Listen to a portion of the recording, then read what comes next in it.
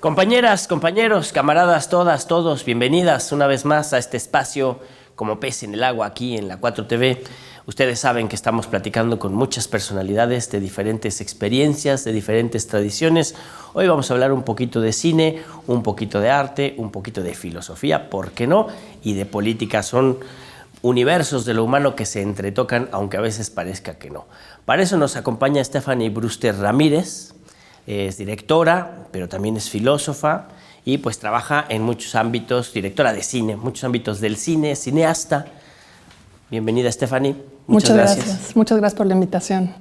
Gracias a ti por regalarnos tiempo de vida, que es valiosísimo para nosotras, nosotros, y pues que conozcamos más de ti, que conozcamos que nuestro público, que la gente que sigue a la 4TV, pues sepa quién es Stephanie Brewster, a qué se dedica, cómo empezó, que nos platiques tu historia personal primero y ya te iré preguntando para conocer el universo que traes allí. Por supuesto. Pues bueno, yo soy cineasta, estudié filosofía para dedicarme a cine, un poco por los directores que admiraba en la época en la que empecé a ver cine, y varios habían hecho filosofía, teología, medicina, entonces pensé que era interesante hacer filosofía antes de estudiar cine. Y pues fue lo que hice, ¿no? Tuve la oportunidad de recibirme con un corto, ¿no? Además de, empecé a hacer cortos en la universidad, además de una tesina que hice sobre cine y filosofía. Y pues siempre empecé a tomar cursos desde muy joven, ¿no? O sea, Arte 7, cinefilias, todo lo que había de cine, pues yo lo quería aprender, ¿no? Y veía muchísimo cine, ¿no? De hecho, con mi abuela empecé a ver quizá películas prohibidas, demasiado joven, pero muy interesante. O sea, como ¿Cómo cuál? Ahí está de Polanski, El Luna Amarga, la vi muy joven.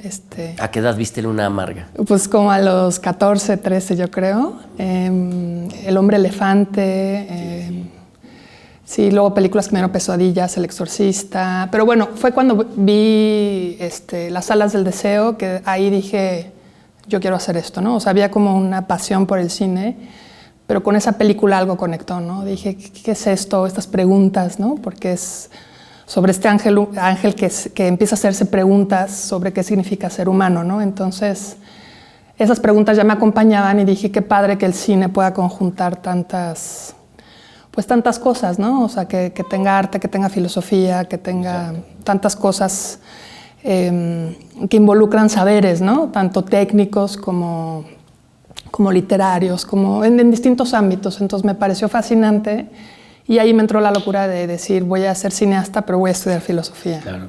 ¿Habrá sido por la película del...? Yo creo que sí, esa es de las primeras que... O sea, tú viste la película y viste, aquí hay preguntas filosóficas, ¿sí? Y dijiste, para hacer algo así hay que estudiar un poco más. Sí, exacto. Muchas cosas pensé, sí. Y pues sí, un poco por eso estudié filosofía. En ese entonces no me dejaron recibirme exactamente con un corto, sino entonces convencí a los tutores de hacer una tesis sobre cine y filosofía, pero tuve la oportunidad de tomar materias en cine, entonces filmé mi primer corto en Super 16, junto con otros cortos de esos ejercicios en donde todo el mundo hace todo, pero quien dirige, pues vamos rotando, ¿no? Entonces hice mi primer corto basado en un cuento de Cortázar, que fue un ejercicio muy divertido, sobre un hombre que intenta quitarse un suéter y el suéter lo ataca, ¿no? Tiene dos nombres, el cuento pues se llama El Pullover, ¿no? Entonces yo traté de llevarlo a cine porque me parecía fascinante la historia y además como ejercicio, ¿no? ¿Cómo voy a pasar eso a imágenes, ¿no? O sea, fue como uno de los primeros ejercicios que hice. Fue muy divertido, complicado, pero bueno, ahí fue la primera vez que me enfrenté a lo que es pues pensar en imágenes, ¿no? Qué interesante. Y en el mundo de la filosofía, ¿con qué líneas filosóficas, con qué autores, con qué temas te identificas más? Pues bueno, en ese momento la verdad es que cuando empecé a estudiar, de repente dije, bueno, no soy tan bicho raro, ¿no? O sea, hay gente como yo que nos hacemos estas preguntas. A ver, decidiste estudiar cine, pero primero filosofía. Eso ya es bastante distinto, sí. ¿No? Bueno, y filosofía para dedicarme a cine, ¿no? Además eso lo debiste haber decidido muy temprano. Sí, por la prepa, como en la prepa lo decidí, por ahí de quinto, sexto de prepa. Y no soy tan bicho raro, bueno, sí hay una excepcionalidad allí, ¿no? Por lo menos tenías claro qué querías hacer muy joven. Sí, pero lo que me ocurría a mí es que desde secundaria había preguntas que me angustiaban, ¿no? Yo decía, bueno, ¿cuál es el sentido de la existencia y por qué me entristece esa pregunta? Ay, Dios, ¿no? una niña de secundaria preguntando esas cosas. Entonces, como que era una cosa que me acompañaba melancólicamente, pero también medio pasionalmente, ¿no? Que yo decía, me despertaba y decía, ¿qué sentido tiene levantarse? ¿Qué sentido tiene hacer las cosas? ¿Por qué estoy aquí? Entonces, como que ahí estaban esas preguntas y quizá por eso conecté con esa película. Y ya en prepa, que se empiezan a acomodar más las materias y llevé filosofía, ¿no? En quinto y en sexto, dije, aquí hay cosas que se parecen a lo que a mí me pasa, ¿no? Entonces, un poco decidí hacer eso y ya en la carrera, pues, mis materias, la verdad es que me gustaban muchas materias, pero lo que era estética, filosofía del arte, teología. Yo no soy religiosa, pero me encanta la teología porque pues son preguntas que todos nos hemos hecho y que le ponemos, o sea, elegimos desde dónde las abordamos, ¿no? Entonces, un poco ahí surgió la idea de tratar de hacer algo desde la filosofía con el cine, ¿no? Y, por ejemplo, me gustó mucho Merleau-Ponty, ¿no? Que además es un filósofo que explora mucho el arte. Mi tesis fue sobre cine y filosofía, yo les contaba, pero me basé en la actualidad de Lo Bello, de Hans-Georg Gadamer, que analiza toda la experiencia del arte. Él lo hace con la pintura y el teatro, entonces yo lo hice con el cine, ¿no? O sea, como que tomé su aproximación porque él lo hace desde el símbolo, el juego y la fiesta, y cómo nuestra relación con el arte se aborda desde esos ámbitos, ¿no? Entonces, cuando leí esa obra, que de hecho fue para una materia, dije, ay, qué padre pensar esto desde el cine, ¿no? Porque a mí es lo que me pasa con el cine. Y bueno, voy a hacer el ejercicio de intentarlo. Entonces hice un poco, tomé un poco de Tarkovsky, ¿no? Esta obra tan bella que es Esculpir en el tiempo. Y bueno, también en ese momento empecé a ver cine de Kieslowski, entonces me gustó mucho porque él también trae estas preguntas, ¿no? Cómo abordamos estos mandatos y mandamientos sociales en el cotidiano. Entonces analicé algunas obras de él. Los 10 mandamientos. Ajá, el decálogo, que me gusta mucho y me gusta porque son preguntas teológicas pero puestas en el plano cotidiano, ¿no? O sea, ¿qué significa para un creyente y un no creyente amarás a Dios sobre todas las cosas, ¿no? ¿Y cuáles son los límites de esa pregunta? Por ejemplo, frente a la muerte, ¿no? Entonces, frente a la muerte, un religioso a lo mejor se queja con Dios, pero un no religioso pues está solo, ¿no? Entonces, como que todas esas preguntas siempre me han acompañado en mi quehacer, ¿no? O sea, esa pregunta por el sentido ahí estaba. Y fui encontrando autores y cineastas, porque Tarkovsky es un cineasta que también se hace muchas preguntas, ¿no? Entonces me di cuenta que iban a la par. O sea, afortunadamente en la carrera pude hacer este corto y hacer otros ejercicios que me fueron también formando, ¿no? Porque pues el cine tiene una parte que sí es muy técnica y que sí es de un saber muy concreto, ¿no? No es abstracto. Especializadísimo. Exacto. Sí. Y súper de resolver. Y de resolver, exacto. Entonces sí, ahí como que fui saltando de la abstracción a lo práctico y fue muy interesante porque pues ahí estaban esas preguntas que de alguna manera empecé como a reflejar en mi trabajo, ¿no? Qué interesante. O sea, yo justamente al leer tu semblanza me preguntaba, ¿habrá esta relación de la filosofía con el cine? Y sí está bastante trabajada, ¿no? Bastante desarrollada. Pero en tu obra posterior, pues has tenido que ir explorando otros territorios. Claro, pues después, o sea, tuve la oportunidad de estudiar cine fuera y lo que ocurrió ahí, o sea, yo iba como muy enamorada de la ficción, de directoras y directores de cine, o sea, había visto muchísimo y llego a la escuela y descubro el cine documental, ¿no? Pero documentales, activistas de protesta, y unos documentales preciosos, ¿no? O sea, que yo la verdad no había visto tanto documental y dije, no, esto es lo que quiero hacer, ¿no? Pero además me gusta la ficción, entonces en la escuela yo me recibo con un documental, digamos a nivel maestría, sobre el amor y la sexualidad en los adultos mayores. Y fue un proyecto fascinante porque, bueno, justo es un tema que, bueno, ahora se habla más, pero pues en ese entonces, creo que era 2008, pues no era un tema que se trataba tanto, ¿no? Y nuevamente están estas preguntas, ¿no? O sea, estamos acostumbrados a ver un cuerpo joven, bello, ¿no? O sea, o que lo bello es joven. O que lo bello se Hacemos asocia esa con relación. el joven, o el deseo se asocia como con un cuerpo joven, más en las mujeres quizá, pero entonces descubrimos todas estas parejas distintas, ¿no? Heterosexuales, parejas abiertas, lesbianas, y hablando del cuerpo, de la sexualidad, de cómo descubrieron el deseo por la época de la que venían. Por ejemplo, en el 68, cuando a algunas mujeres ya les habían dicho, sabes que para ti ya fue, y para la mujer a lo mejor empezaba su descubrimiento sexual, su exploración, la capacidad de sentir deseo, placer. Entonces, pues fue muy fascinante y la gente fue muy generosa, porque esto fue antes del boom de los celulares y de las redes sociales. Entonces nosotros pusimos anuncios en la calle para invitar a la gente, ¿no? Estamos haciendo un documental de fin de año, este es el tema, quien quiere participar, háblenos. Y nos habló muchísima gente, ¿no? Y eso fue impresionante, porque dijimos, híjole, nadie nos va a pelar. Más bien tuvimos que descartar adultos mayores. Hicieron un casting. Un casting, y el casting era irnos a sentar a un café y nos contaban su vida. Y era en todas las ocasiones muy conmovedor. O sea, casi que en ese momento de formación no lo concebimos, pero lo que hicimos fue decir, no, esto tiene que ser porque era nuestra tesis, ¿no? Sí, entonces, pues nos quedamos con distintos tipos de parejas, ¿no? Y esa fue, digamos, como mi tesis de maestría, de posgrado.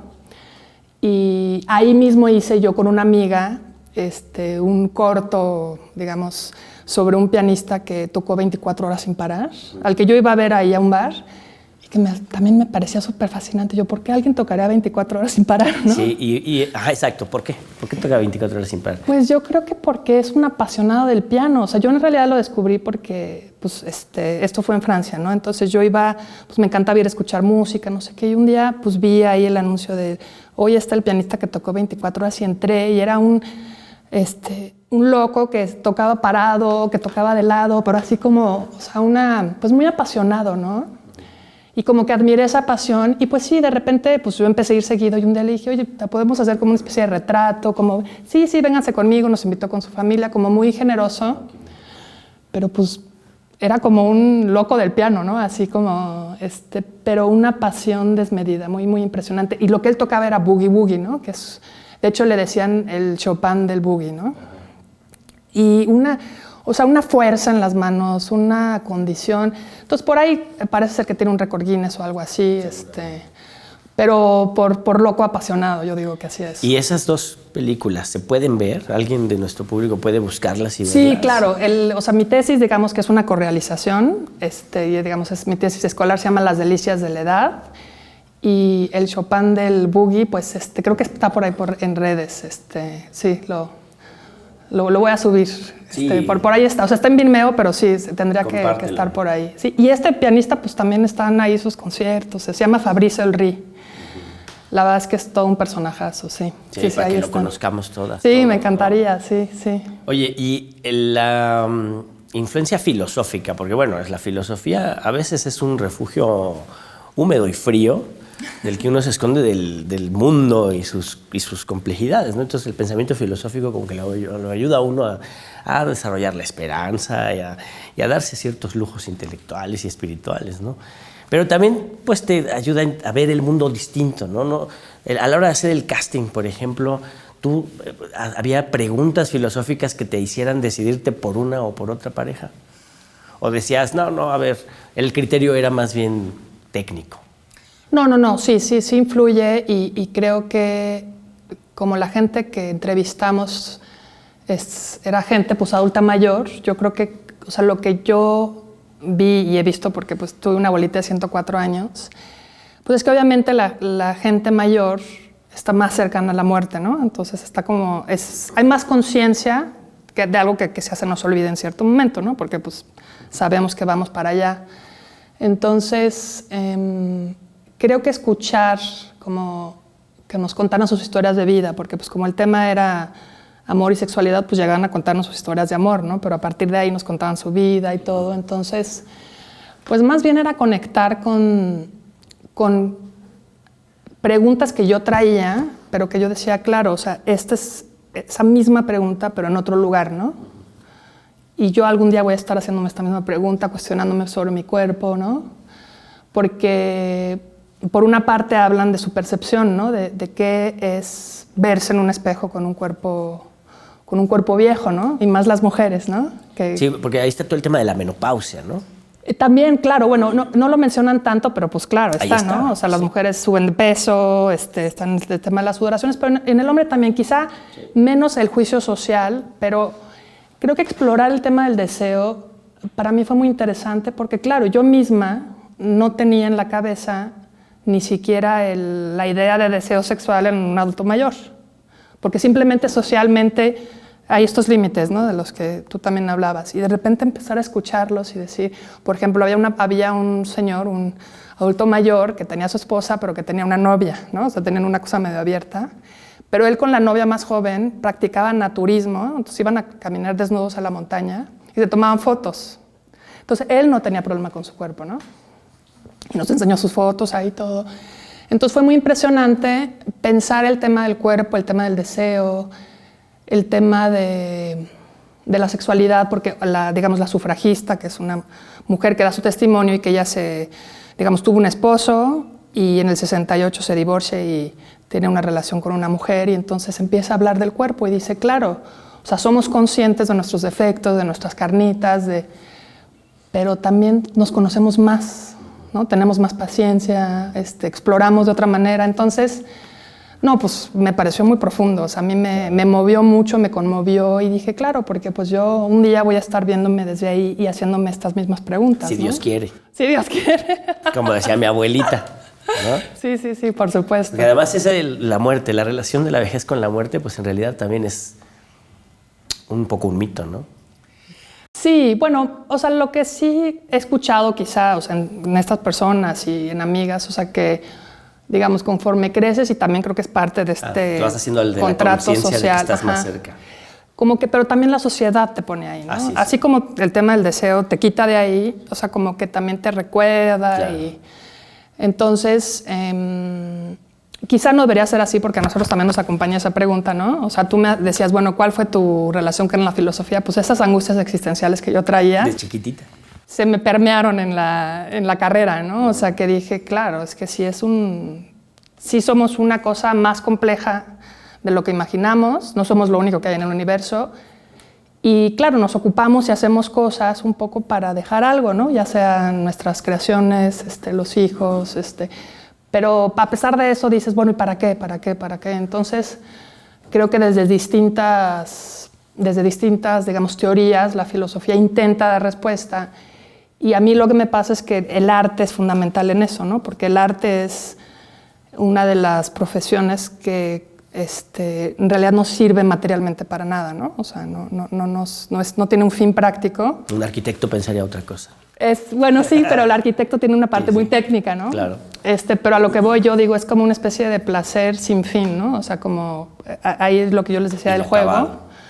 Exacto, pero está ahí, a lo mejor no nos puede, un médico no puede hacer uso de una obra artística para su operación y sin embargo su paciente probablemente necesite el arte en su recuperación, ¿no? Necesita ver una película, necesita distraerse con una obra pictórica, con una obra de teatro. Sí.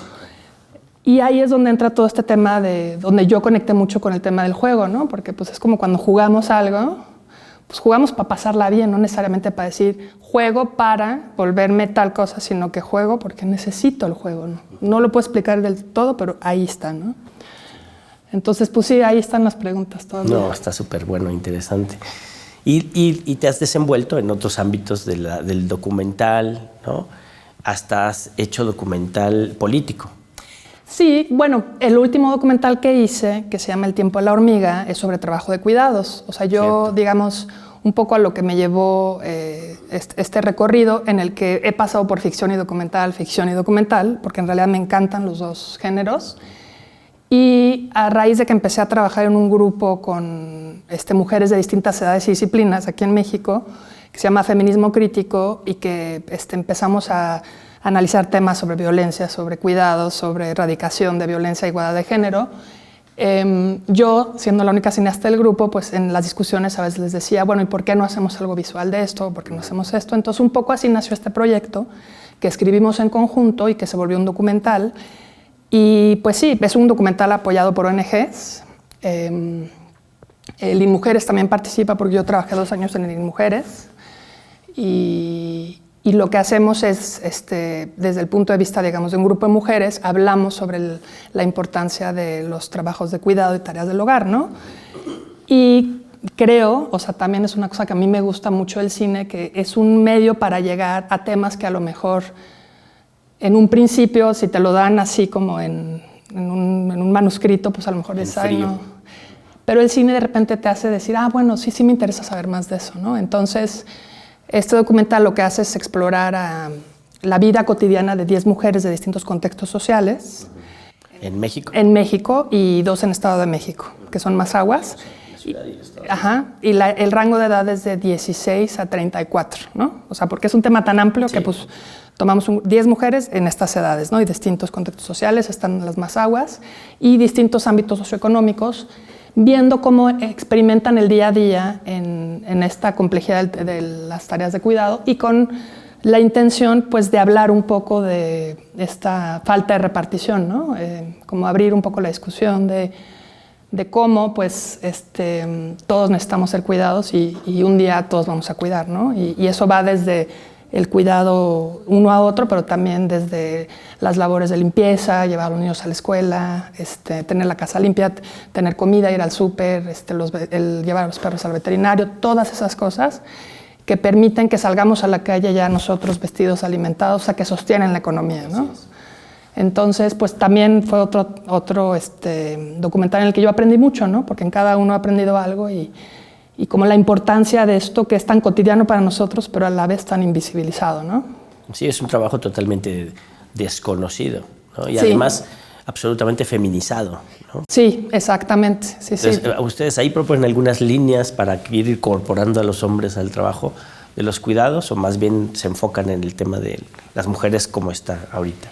Pues la idea justo es incorporarlos porque, o sea, lo que ocurre con este tema es que como el tema del cuidado históricamente se ha asociado con el amor y el afecto y la abnegación, pues esas características se han puesto en las mujeres, ¿no? Entonces eso, pues en el orden social y laboral, pues a los hombres los pone absolutamente en el espacio laboral, entonces no se les considera ni siquiera en los horarios laborales para el tema de cuidados. Y la mujer, que pues ya hace unos años salió al ámbito laboral, pues se dedica a trabajar, pero también se dedica a cuidar.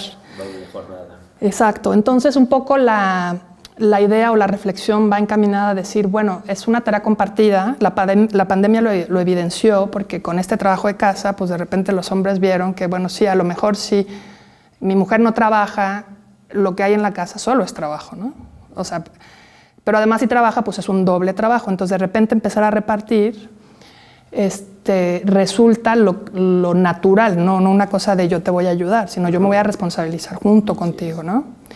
Y pues también involucrar al Estado, ¿no? Porque no es una cosa solo de una pareja, porque es mucho, ¿no? Y además el Estado tiene una responsabilidad, ¿por qué? Porque pues toda esta vida privada pues sostiene la vida pública, ¿no? Entonces, la idea no, más bien es abrir la discusión, hablar con los hombres, o sea, lo que hubo coincidencia en este documental es que en algunos de los casos los hombres no estaban presentes, por ejemplo, porque estaban trabajando, ¿no? O sea, en el caso de las Mazahuas, los abuelos, o sea, digamos, los papás de las protagonistas, los abuelos de las protagonistas trabajaban fuera del estado durante 6 meses, entonces no estaban. Y las parejas o los hermanos o los hombres de la familia trabajaban de albañiles, no se les veía. Pero en todo el otro ámbito también, o sea, como que sí estuvimos siguiendo solo a las mujeres, pero en estos espacios de coincidencia que se dan a veces, en realidad fueron casos en donde mucho del tema o la mayoría del tema de cuidados está recargado en las mujeres, con hijos y sin hijos, ¿no? O sea, porque también está el caso de una de las chavas Mazahuas, su hermana tuvo un accidente y quedó casi paralizada, ¿no? Entonces ella cuida a la hermana, cocina, cuida a la mamá, limpia la casa, cuida su tierra porque ella también cultiva. Su pasión es el cultivo y dice, bueno, yo hubiera querido seguir estudiando. Entonces, este tema, o sea, esta desigualdad en los cuidados, pues limita la trayectoria profesional de las mujeres, ¿no? Y esto diciéndolo no como diciendo, ay, pues sí, los hombres, qué mala onda, sino no, vamos a hablar de esto porque hay que cambiar este orden social que pues viene de todo un sistema y de una internalización cultural de roles, ¿no? O sea, porque no es cierto que solo las mujeres podamos cuidar, ¿no? Y no es cierto que solo los hombres puedan dar un apoyo económico. Y pues llevado aún más lejos, pues estas dinámicas también generan frustraciones al interior de las familias, generan violencias. Entonces por ahí también está como el origen de un tema que nos preocupa mucho en México, ¿no? Que es el tema de la violencia, ¿no? Y el de la violencia contra las mujeres, ¿no? Entonces es un tema muy rico, mucho más amable que el de la violencia quizá, pero que cuando uno toma conciencia, pues sí, te das cuenta de que todos vamos a estar ahí en algún momento y además todos en algún momento cuidamos de alguien, ¿no? Sí, nos guste o no nos guste y debemos. Exacto. Hay una responsabilidad y una corresponsabilidad, ¿no? Exacto. Pero sí tiene mucho que ver con cómo se entiende esto de esta masculinidad hegemónica, ¿no? Cómo se entiende, primero desvinculada de la sensibilidad y desvinculada del afecto, ¿no? Y de la demostración del afecto.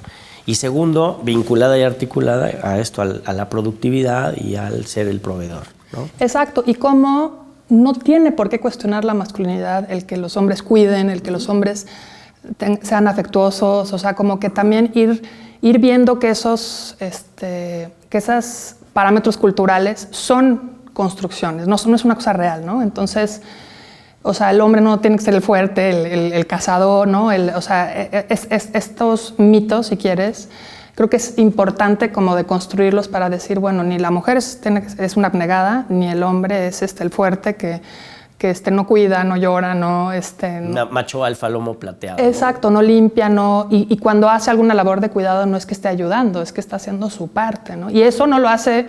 O sea, eso no atenta en nada contra su masculinidad, ¿no? O sea, y tampoco hay que ponerle un monumento. Y tampoco hay que poner... Exacto, o sea, es como... Pero bueno, así dicho, podría sonar sencillo, pero sí es como... O sea, es un cambio cultural muy importante que siento que todo este tema de las marchas y que pues yo soy de la idea que el diálogo y la reflexión y las películas, los textos, los cineclubes, o sea, como que yo sí creo que hablando y reflexionando sobre los temas también sí se puede abrir como este cambio tan necesario que pues es urgente, ¿no? Es urgente y está caminando. Y está caminando, exactamente. Se ve caminando porque hay en propuestas políticas que hoy están, digamos, en los medios de comunicación como propuestas reales para la vida política de nuestro país, pues está la idea de un sistema de cuidados, ¿no? Para la Ciudad de México, por ejemplo.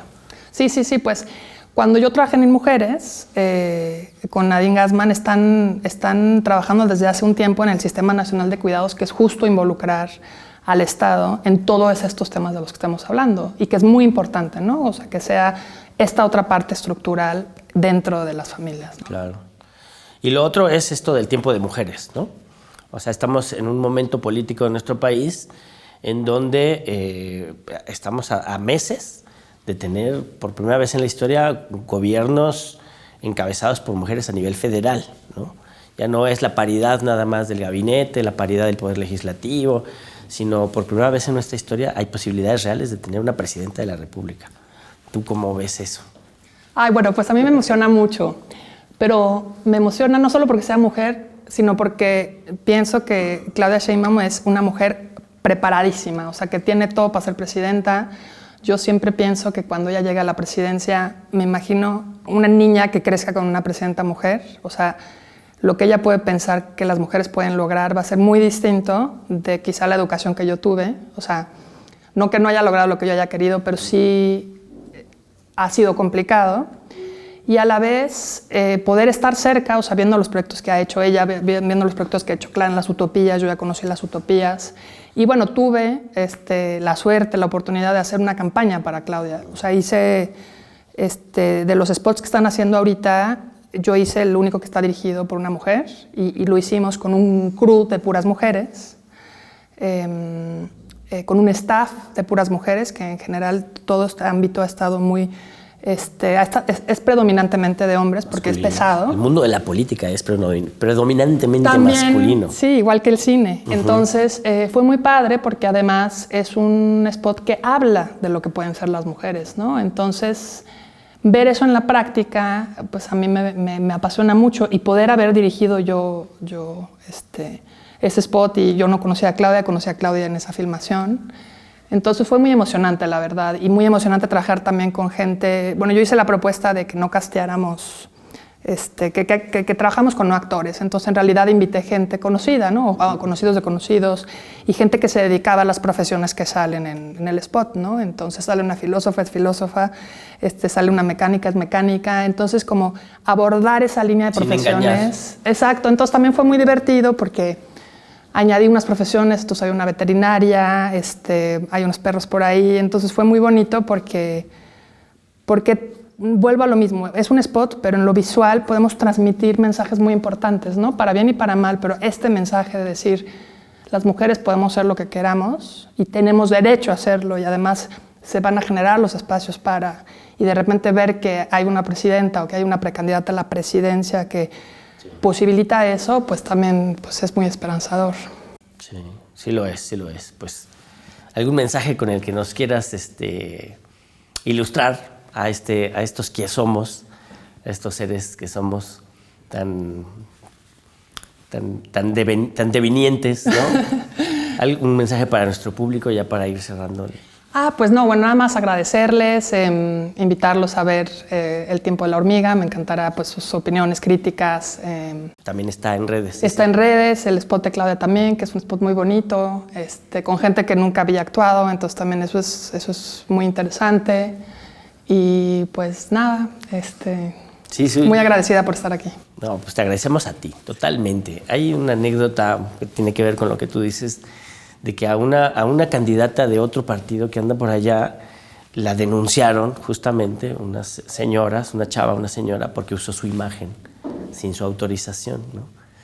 Y se defendió aquel partido diciendo, pues nosotros compramos esa imagen y es nuestra. Entonces, justamente como que esa nota y con lo que tú nos platicas, pues hay un contraste tremendo de cómo se están haciendo las cosas, ¿no? De cómo se pueden hacer. Claro, sí, y cómo hay que ser reflexivos con lo que vemos, porque recibimos también tanta información hoy en día, o sea, es tanta que sí es bueno como evaluar lo que vemos, de dónde viene, ¿no? O sea, creo que también la riqueza de las imágenes tiene ese límite de decir, bueno, también, ¿qué mensaje me están enviando, no? O sea, nunca dejar de ser críticos ante lo que vemos, ¿no? Exacto, nunca dejar de ser críticos ante lo que vemos, sí. Fundamentalísimo, de donde venga, ¿eh? Sí, de donde venga, de donde exacto. Venga. Nada, que no, es que lo hizo mi cuate, sí. Exacto, sí. Tampoco allí se vale porque perdemos. Exacto, no, a todos por parejo. Sí. Todo parejo. Sí. Muy bien, Stephanie, muchas gracias. No, pues muchas gracias a ti y a ustedes por invitarme. Gracias por estar con nosotros. Sí. Stephanie Broster Ramírez, filósofa y directora de cine, cineasta, mexicana y de izquierda. Estuvo con nosotros. Usted allá en su casita póngase a estudiar, vea los materiales de Stephanie y compártalos con sus amigas y con sus amigos. Discuta en la sobremesa sobre religión, política, filosofía y, ¿por qué no?, también de fútbol. Y organícese, movilícese, indígnese de la injusticia. Eso nos hace un poquito más humanos. Hasta luego.